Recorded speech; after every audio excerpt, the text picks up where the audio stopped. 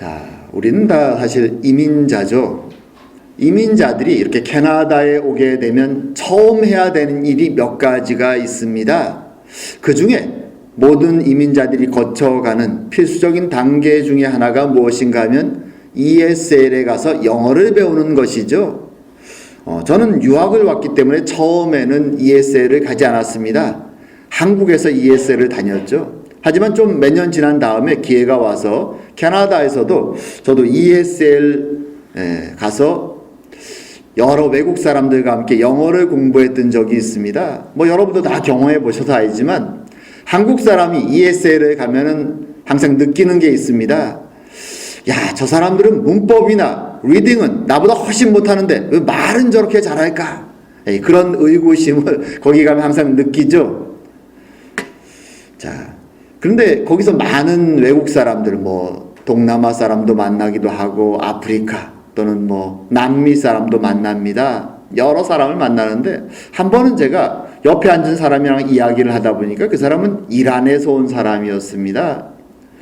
근데 그 사람이 자신이 이란에서 왔다고 얘기하면서 굉장히 자랑스럽게 자신의 나라 이야기를 합니다. 어떤 면에서 저는 성경에서만 들었던 이름을 실제 사람의 입술을 통해 들으니까 굉장히 새롭다는 느낌이 들었습니다. 그가 자랑스럽게 꺼내놓은 사람의 이름이 누군가 하면 고레스 왕입니다. 페르시아의 첫 번째 왕이죠. 성경에서야 물론 자주 봤지만 이란 사람의 입술에서 들으니까 참 신기하기도 했습니다. 그는 고레스 왕이 자신들의 나라 이란, 말하자면 페르시아의 시조이고 그리고 그 위대한 나라의 후손인 것을 자신들은 모두 지금까지도 자랑스럽게 생각한다라고 이야기하는 것을 들었습니다. 말하자면 페르시아는 이란 역사상 가장 넓은 영토를 차지했던, 물론 첫 번째 제국이기도 하고 가장 큰 제국이기 때문에 아직도 이란 사람들은 그 프라이드가 있습니다. 물론 종교적으로는 이웃나라 사우디아라비아에서 시작된 이슬람에 의해서 점령당했고 자신들이 종교적으로는 이슬람을 믿고 있지만 그럼에도 불구하고 아랍 사람이라고 누가 자신들을 부르면 굉장히 화를 냅니다. 우리는 페르시아 사람이다, 아랍이 아니다 라고 말하죠. 외부인의 입장에서는 신기해 보이지만 그 사람들은 그게 프라이드인 것이죠. 고레스의 후손 페르시아 사람. 근데 실제로 역사를 보게 되면 그 위대하다고 하는 페르시아도 불과 200년밖에 제국을 유지하지 못합니다. 우리가 아는 그 알렉산더 대왕에 의해서 멸망해 버리죠. 그리고 그 이후로 우리가 아는 것처럼 여러 다른 제국들에 의해서 고난을 받습니다. 하지만 여전히 그들의 마음속에는 그 페르시아가 영광스럽게 살아있는 것이죠. 이것은 어떤 면에서 세계 어디를 가나 유사한 일이죠. 우리 한국 사람들도 그래서 고구려 시대에 넓은 영토를 차지했던 광개토 대왕을 굉장히 자랑스럽게 생각하는 것도 그런 이유죠. 눈에 보이는 위대한 영토를 차지한 그런 역사, 그런 기록, 그런 사람을 존경하죠. 또 우리 인생 가운데서도 가장 빛났던 기억을 우리는 쉽게 잊어먹지 않습니다.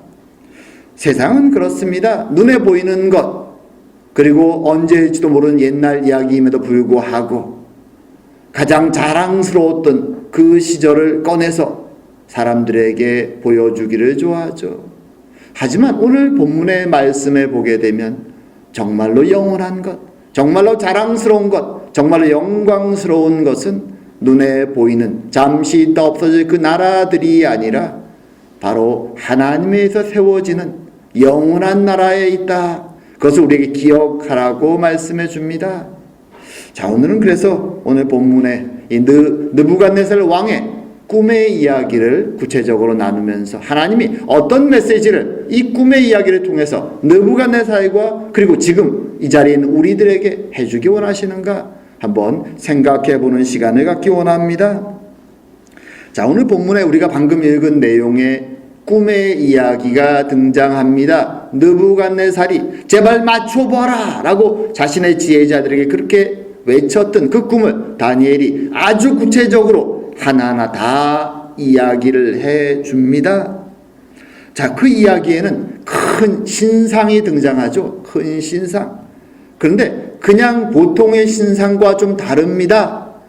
각 머리에서부터 내려오면서 단계별로 부분적으로 다른 금속으로 되어 있죠. 머리는 금입니다. 그리고 머리 밑부분에는 은으로 되어 있고, 그리고 가슴 부분은 동으로 되어 있고, 다리 부분은 쇠로 되어 있죠. 강철이죠. 그리고 발은 새와 진흙으로 섞여 있습니다. 그리고 다니엘의 해석에 의하면 이것은 거대한 세계 제국들을 의미합니다. 머리는 바벨론, 지금 현재 가장 큰 제국이니까요. 바벨론으로 시작해서 그 밑으로 내려가면서 모두가 세계 전체를 다스렸던 거대한 제국이다라고 말합니다. 이 이야기를 해석하는 여러 학자들은 궁금해하죠. 야, 그럼 은은 어떤 시대일까? 또 동물의 시대는, 쇠의 시대는 어떤 시대일까? 많은 사람들이 이야기할 때 은의 시대는 아마 바벨론 다음이니까 페르시아고, 그리고 동은 알렉산더의 헬라 제국이고, 그리고 쇠는 아마도 모든 걸 부숴버린다고 말하니까 로마가 아니겠는가라고 생각합니다. 하지만 그것은 명확하지 않습니다. 그리고 사실 그 쇠들이, 금속들이 어느 나라 시대를 가리키는가 하는 것은 오늘 본문의 초점도 아닙니다. 오늘 본문의 포인트는 그것이 구체적으로 어느 나라인가에 있는 것이 아니라는 것이죠. 그럼 오늘 본문의 포인트는 무엇일까요? 여기는 몇 가지 느부갓네살 왕에게 주는, 그리고 우리에게 주는 메시지가 있습니다. 첫 번째 메시지는 뭔가 하면, 사실 느부갓네살이 그 이야기 듣고 깜짝 놀라는데요. 느부갓네살은 자신의 손으로 위대한 제국을 세웠다고 하지만 오늘 그 모든 역사의 주인은 느부갓네살, 너가 아니라 바로 하나님이다 라는 이야기를 오늘 바로 다니엘이 합니다. 이렇게 37절 8절에 말하죠. 왕이여, 왕은 여러 왕들 중에 왕이시라.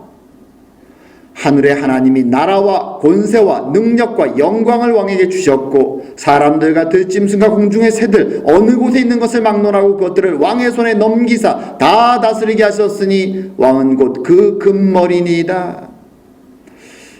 사실 느부갓네살은 자신의 정치를 위해서 바벨론의 신들의 이름, 마르둑, 벨, 이런 신들의 이름을 세워서 또 신의 뜻을 알 수 있다고 말하는 지혜자들을 내세워서 백성들을 이용합니다. 그들에게 이것이 신의 뜻이다라고 외치며 전쟁에 나갔습니다. 하지만 그의 마음속에는 지난주에 우리가 본 것처럼 별로 지혜자들의 말도 신의 능력도 믿지 않습니다. 그가 진정 믿는 것은 뭐냐? 자신의 능력이죠. 나의 능력. 나의 능력이 거대한 제국을 만들었다는 사실에 그는 굉장한 프라이드를 가지고 살아갑니다. 그런데 오늘 그 앞에 다니엘이 말하죠. 그 모든 역사의 뒤에는 하나님의 도우심이 있었다. 오늘 이 말들 앞에서 느부갓네살은 감히 부정하지 못합니다. 왜냐하면 자신이 꿈에서 자신 혼자만 꿈을 꾸었던, 그렇기 때문에 제자들에게 한번 맞춰봐라 얘기했을 때 제자들이 당신의 꿈을 맞출 수 있는 것은 오직 신들만이 할 수 있습니다 라고 말했던 그 꿈의 디테일한 내용을 모두 다 다니엘이 외치고 있기 때문이죠. 그동안 말만 떠들었던 바벨론의 신과 달리 이 이스라엘의 신은 구체적으로 자신의 생각 속에 있는 것들을 다 꿰뚫어 보고 있음을 그가 깨닫는 것입니다. 두려운 것이죠. 내 앞에 눈에 보이지 않지만 신이 존재하고 그가 나의 생각의 모든 것을 보고 있다. 느부갓네살은 두렵습니다. 아무 반박을 하지 못합니다. 도리어 다니엘이 말이 끝나자 오늘 본문 뒤에 부분에 그는 다니엘 앞에 무릎을 꿇습니다. 다니엘을 경배하는 것이 아니라 다니엘의 하나님, 다니엘의 입술을 통해 선포하신 그 하나님 앞에 두렵고 떨림으로 경배를 올립니다. 하나님의 능력이 드러나는 것이죠. 역사의 주인은 인간이 아니라, 위대한 영웅이 아니라 바로 그 역사 뒤에 계신 하나님이심을 기억하라라고 말하는 것입니다. 자, 두 번째로 오늘 이 꿈 속에서, 환상 속에서 중요한 메시지는 뭔가 하면 그 위대한 나라들, 바벨론의 나라와 그 뒤를 잇는 모든 위대한 세계의 제국들은 때가 되면 다 다른 나라에서 멸망된다라는 사실입니다. 지금 느부갓네살은 절정기에 있습니다. 힘의 절정기에 있고 제국의 절정기에 있습니다. 그는 더 큰 꿈을 꾸고 있죠.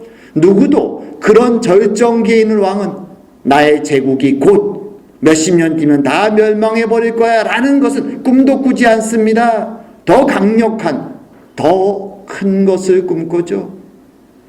근데 오늘 하나님의 해석은 정확하게 말합니다. 너의 제국을 포함해서 모든 세상의 제국들은 일정한 때가 되면 다 멸망할 것이다.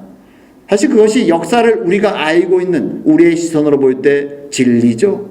세상에 강력했던 나라들, 알렉산더 대왕의 헬라 제국이나 로마나 몽골이나 세상 어떤 제국도 오래가지 못합니다. 짧으면 100년도 못 가고 길어봤자 몇백 년이면 다 사라져서 지금은 돌 조각만 남아있죠. 역사책에 이름만 남아있습니다. 그것이 영원한 제국을 세우려고 했던 그 위대한 정복자들의 흔적이죠. 정복자들의 이름은 화려하지만 자신의 꿈과 욕망을 그들이 이루기 위해서 했던 그 전쟁과 정복 뒤에는 무수히 많은 힘없는 사람들의 죽음과 희생과 고통이 사실 있죠. 그것은 오늘날도 마찬가지입니다. 무한경쟁 시대죠. 오늘날은 여전히 약육강식의 세상입니다. 사람들은 경쟁하고 더 많은 것을 개발하고 발달시키고 눈에는 풍요로워 보이지만 이 세상은 결코 안식이 없죠. 사람들은 더 바쁘고 정신이 없습니다. 쉼이 없는 세상으로 돌아가고 있습니다. 그와 동시에 오늘 이 석상의 신상의 비유 속에 마지막 부분에 가게 되면 그 정복의 결과가 무엇인가? 쇠로 된 강력한 나라가 세운 거대한 제국의 그 결과가 무엇인가? 보면 진흙과 쇠가 섞여 있다라고 말하죠. 본문에서 이렇게 말합니다. 왕께서 쇠와 진흙이 섞인 것을 보셨은즉 그들이 다른 민족과 서로 섞일 것이나 그들이 피차에 합하지 아니함은 쇠와 진흙이 합하지 아니함과 같으리이다. 세상은 정복자들 때문에 원래는 각자 자신의 땅에서 자신의 언어와 문화 속에 살아가는 나라가 지금은 자의반 타의반으로 다 뒤섞여 있죠. 그 대표적인 예가 우리 아메리카 대륙이죠. 미국과 캐나다에 이렇게 많은 민족과 언어가 섞여 살아갑니다. 근데 오늘 다니엘이 해석하는 것처럼 제국들은 그렇게 모든 걸 섞어놓고 자, 우리가 강력한 나라, 세상을 다스리는 모든 것을 하나로 만들었어. 한 언어와 한 문화로 살아가고 있어 라고 외칠지 모르지만 우리는 그 안에 얼마나 많은 갈등과 다툼이 있는지 알고 있습니다. 이것은 풀 수 없는 문제입니다. 왜냐하면 죄인인 인간의 마음 속에는 항상 경쟁과 다툼과 질투의 마음들이 들끓기 때문에 자신과 다른 것에 대해서 항상 차별하거나 무시하거나 무엇인가 금을 긋고자 하는 마음들이 인간의 욕망 속에 있는 것이죠. 그러기에 이 문제는 갈등의 문제, 이 문제는 답이 나오지 않는 것입니다. 그것이 오늘날 세상의 문제 중에 하나입니다. 고통스럽죠? 자, 그것이 세상, 우리가 살고 있는 이 세상의 현실입니다. 하지만 오늘 메시지에서 하나님이 주기 원하는 가장 중요한 결정적인 메시지는 무엇인가 하면 이 모든 역사 끝에는 이제 하나님의 영원한 나라가 찾아온다라는 것입니다. 오늘 본문에서 흥미로운 이야기를 하죠. 마지막에 손이 닿지 않은, 손으로 만들어지지 않은 돌이 출현합니다. 그리고 그 돌을 통해서 하나님의 나라가 전 세계에 세워진다라고 말하죠. 44절에 그리고 그 해석에 대해서 이렇게 말합니다. 이 여러 왕들의 시대에 하늘에 하나님이 한 나라를 세우시리니 이것은 영원히 망하지 아니할 것이요 그 국권이 다른 백성에게로 돌아가지도 아니할 것이요 도리어 이 모든 나라를 쳐서 멸망시키고 영원히 설 것이요 손대지 아니한 돌이 산에서 나와서 새와 놋과 진흙과 은과 금을 부서뜨린 것을 왕께서 보신 것은 크신 하나님이 장래일을 왕께 알게 하신 것이라. 이 꿈은 참되고 예석은 확실하나이다. 이것은 모든 역사의 끝에, 모든 제국의 끝에 나타날 하나님의 나라에 대한 이야기입니다. 하지만 이 나라는 그 전에 있었던 제국들과 몇 가지 점에서 큰 차이점이 있죠. 첫 번째 차이점은 무엇인가 하면 바로 인간의 손이 닿지 않은 한 돌에서부터 이것이 시작된다라고 말하는 것입니다. 모든 나라는 인간의 손에서 시작되죠. 하지만 이 나라는 사람의 손이 닿지 않은 한 돌에서 시작된다. 이 돌이 의미가 무엇일까요? 이 돌이라는 것. 우리는 이 돌에 대해서 성경에서 자주 듣습니다. 베드로전서 2장에 가게 되면 구약의 이사야의 말씀과 시편의 말씀을 인용하면서 이렇게 이 돌에 대해서 정리를 합니다. 성경에 기록되었으되 보라 내가 택한 보배로운 모퉁이 돌을 시온에 두노니 그를 믿는 자는 부끄러움을 당하지 아니하리라 하였으니 그러므로 믿는 너희에게는 보배이나 믿지 아니하는 자에게는 건축자들이 버린 그 돌이 모퉁이의 머릿돌이 되고 또한 부딪히는 돌과 걸려 넘어지게 하는 바위가 되었다 하느니라. 바로 이 돌은 그리스도죠. 심판의 돌이 되기도 하고 구원의 돌이 되기도 합니다. 이 돌은 바로 인간의 손이 닿지 않은 하나님으로부터 온 돌이다 라고 성경은 말합니다. 세상 나라들은 인간의 욕망에서 시작되고 또 다른 인간의 욕망에서 끝나죠. 그것이 세상의 역사입니다. 하지만 이 하나님의 나라는 욕망으로 하나님을 떠나버렸던 죄로 심판받을 수밖에 없는 인간을 구원하시기 위한 하나님의 뜻에서 시작된 것입니다. 그것이 감사한 것이죠. 그 시작점이 전혀 다릅니다. 하나님으로부터 시작된 나라. 그리고 두 번째로 이 나라가 세상과 다른 점은 목표 지점과 방법도 다르다는 것입니다. 세상은 목표점을 최고에 올라가는 것을 목표로 합니다. 세상 모든 사람들은 더 남보다 경쟁에서 더 나은 위치, 더 높은 위치, 최고에 올라가기를 원하죠. 하지만 이 하나님의 나라는 최고의 위치에서 가장 낮은 자리로 내려오신 주님을 통해서 시작됩니다. 세상은 경쟁과 다툼과 전쟁을 통해서 자신의 것을 획득하기를 원하죠. 그것이 그들의 방법입니다. 하지만 하나님의 나라는 순종과 희생을 통하여 십자가의 대속의 죽으심을 통하여 시작되는 것입니다. 세상의 나라와 시작도 방법도 목표도 결론도 모두 다른 것입니다. 그리고 오늘 말씀 말하죠. 그 나라는 결코 부서지지 않고 영원할 것이다. 그러기에 우리 하나님의 나라는 바로 그 그리스도의 본을 따라서 높아지는 것이 아니라 낮아지는 자들이 모이는 곳입니다. 투쟁하고 쟁취하려는 자들, 성공하는 자들이 모이는 것이 아니라 도리어 섬기고 순종하는 자들이 모이는 곳이 하나님의 나라라는 것입니다. 그리고 그 나라에는 참된 사랑과 평화가 넘치는 나라죠.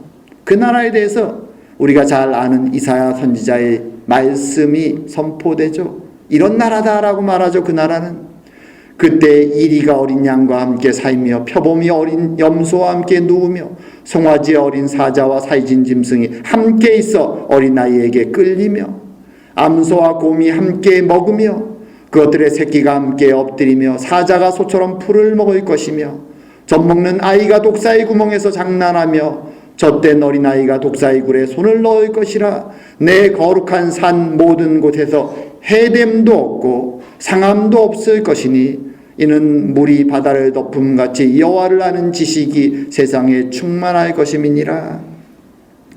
이것이 하나님의 나라죠. 우리가 소망하고 우리가 들어가기 원하는 그 나라인 것이죠. 차별도 없고 질병도 없고 아픔도 없는 나라, 사랑과 평화가 넘치는 나라, 우리가 소망하는 나라입니다. 이제 말씀을 맺을까 합니다. 오늘 본문에는 느부갓네살 왕이 꾸었던 꿈과 그 해석이 나옵니다. 그 꿈 속에는 세상의 제국들, 자신이 가장 강력한 나라를 세우기 원했던 다른 사람들의 피와 희생과 죽음 위에 올라서서 자신의 명예와 영광을 드러내기 원했던 나라들에 대한 이야기를 합니다. 하지만 그들은 모두 다 무너져 버릴 것이다 라고 말하죠. 오늘날 우리가 살고 있는 세상도 그러한 최고를 향한 제국을 세우기 원하는 인간의 욕망이 끝없이 달려가는 세상입니다. 우리는 그 속에서, 그런 유혹 속에서 우리도 같이 달려야 되고 경쟁해야 되고 다투어야 되는 것처럼 압박을 받습니다. 그렇게 하지 않으면 바보처럼, 뒤처진 사람처럼 세상은 우리를 바라보기도 합니다. 하지만 오늘 말씀 우리에게 분명히 말해줍니다. 그러한 경쟁과 겉을 화려하고 아름다워 보이는 그 세상의 영광들은 하나님의 때가 되면 다 무너져서 마치 별을 떨고 나면 그 먼지 하나까지 바람에 다 날려가서 없어지는 것처럼 그 세상의 영광은 다 없어질 것이다. 남게 될 것은 하나님의 영광, 하나님의 손을 통해서 하늘 가장 높은 곳에서 땅 가장 낮은 곳으로 내려오셔서 죄로 죽을 수밖에 없는 욕망으로 살아가는 인간을 구원하시기 위해서 성공이 아니라 순종의 길, 섬김의 길을 가셨던 주님의 은혜를 통하여 모든 하나님의 나라의 약속을 성취하시는 것, 그것이 오늘 본문에 예언되었고 이루어진 것이죠. 그리고 우리는 그 나라의 백성으로 지금 살아가고 있습니다. 그리고 이제 곧 완성될 그 나라를 기다리고 있습니다. 우리의 마음속에 어떤 걱정이 있습니까? 근심이 있습니까? 세상을 살아가는 건 쉽지 않습니다. 우리에게 많은 어려움을 가지고 옵니다. 하지만 그럼에도 불구하고 우리의 마음속에 오늘 주님께서 우리에게 주신 말씀을 붙잡고 소망하며, 그래, 나를 구원하시기 위해서, 하나님의 나라를 이루시기 위해서 하늘에서 이곳까지 내려오셔서 십자가의 은혜로 돌아가신 그 주님의 속한 하나님의 아들이고 딸이다. 이제 나는 곧 죄도 없고 다툼도 없고 병도 없고 아픔도 없는 참된 평화의 나라에 들어가야 될 것이다. 그것을 자랑하고 그것을 마음속에 지니고 그 마음으로 세상을 하루하루 힘들지만 고통스럽지만 주님께 감사함으로 살아갈 수 있는 저와 여러분 되기를 주의 이름으로 축원합니다. 기도드리겠습니다. 사랑과 은혜의 하나님 아버지, 오늘도 말씀을 통하여 우리에게 세상의 아름다움과 자랑과 명예와 세상의 그 가치들이 결국은 하나님의 손에 의해서 때가 되면 다 무너져 먼지처럼 흩어질 것을 말씀해 주시니 감사드립니다. 참으로 영원할 것은 바로 하나님의 나라밖에 없음을 주님 다시 한번 확인시켜 주시니 감사드립니다.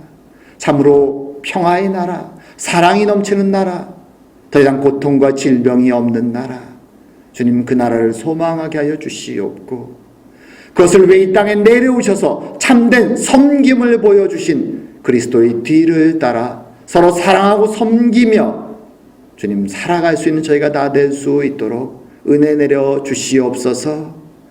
오늘도 우리 가운데 동행하시고 위로하시고 은혜해 주시는 주님의 은혜에 감사드리오며 모든 말씀 예수님의 이름으로 기도드립니다. 아멘.